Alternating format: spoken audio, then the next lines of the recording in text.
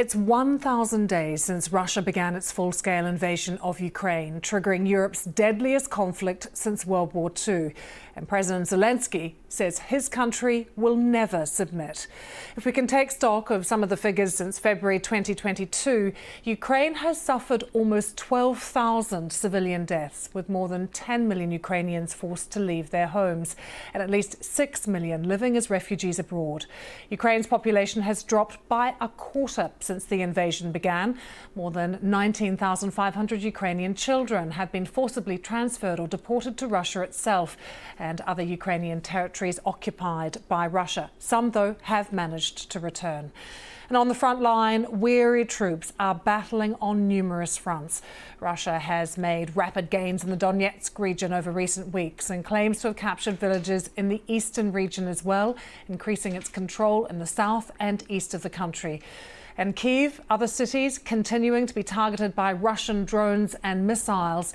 This is the northeastern border town of Kyiv, where officials say 11 people, that includes a child, were killed overnight in a drone attack on a residential building.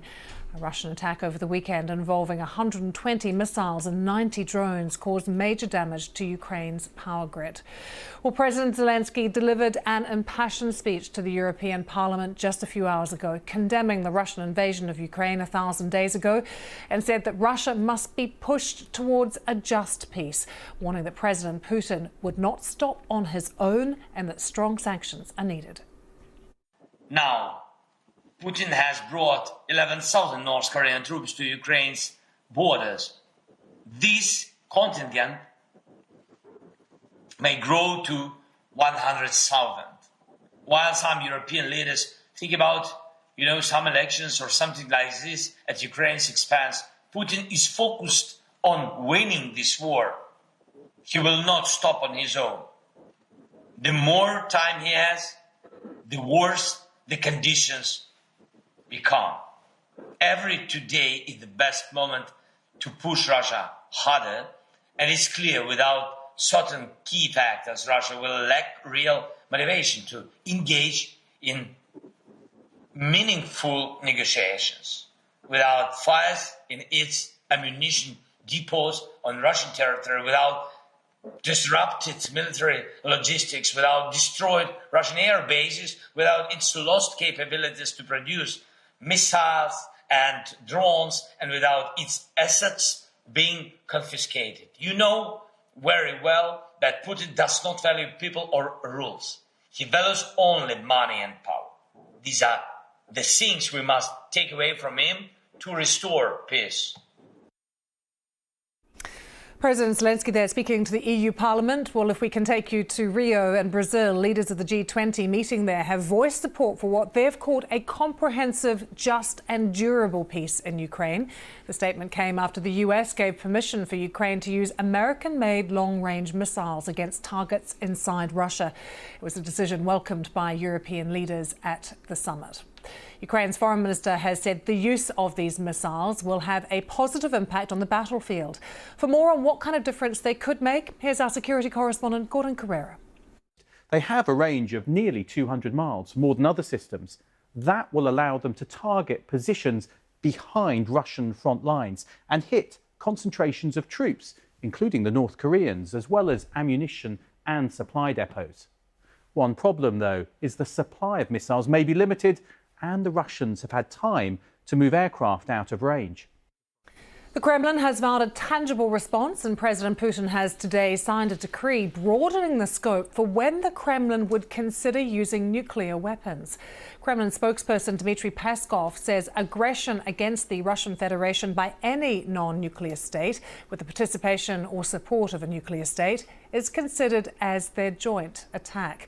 Now, this is being seen as a clear warning to the West, following President Biden's decision to allow Ukraine to use attacker missiles to hit targets inside Russia. Well, with me here in the studio is the BBC's Oksana Kondorenko, who is from Ukraine and was watching President Zelensky as he spoke earlier, firstly to the nation and then to the European Parliament. Oksana, as Ukraine marks 1,000 days, how are people feeling? Well, Zelensky is putting on a brave face, and he cannot afford otherwise because he needs support.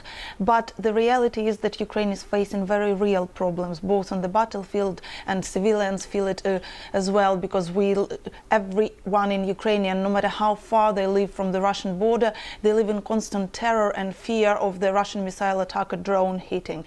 So people have seen hell. People have lost everything, and I can tell you the moods in Ukraine are to fight no matter what, because people cannot lose anymore. And from personal experience, I can tell you that the other feeling is revenge. So people want to fight back and they want to win. So how do people in Ukraine feel when they hear the international community or others say it's time to reach some kind of deal, some kind of compromise? Why don't you give Russia Crimea or parts of the Donbass? Well, giving up territories would not solve the problem. They know this because they know the price of Moscow's promises is just empty words. Today they get Donbass, Crimea, tomorrow they will come for more. And that's why Zelensky is trying to convince the world leaders that the only language Putin understands is power. So Ukrainians are not ready to sacrifice. They have nothing else to lose, and they are ready to fight until the last man standing. Moscow, though, is still sending thousands of troops to the front line, Oksana, and now the North Korean troops that are there to reinforce what is happening. And conscription is a real issue inside Ukraine. What about the sentiment around young people being conscripted into the military to fight in such numbers? Yeah, it's true.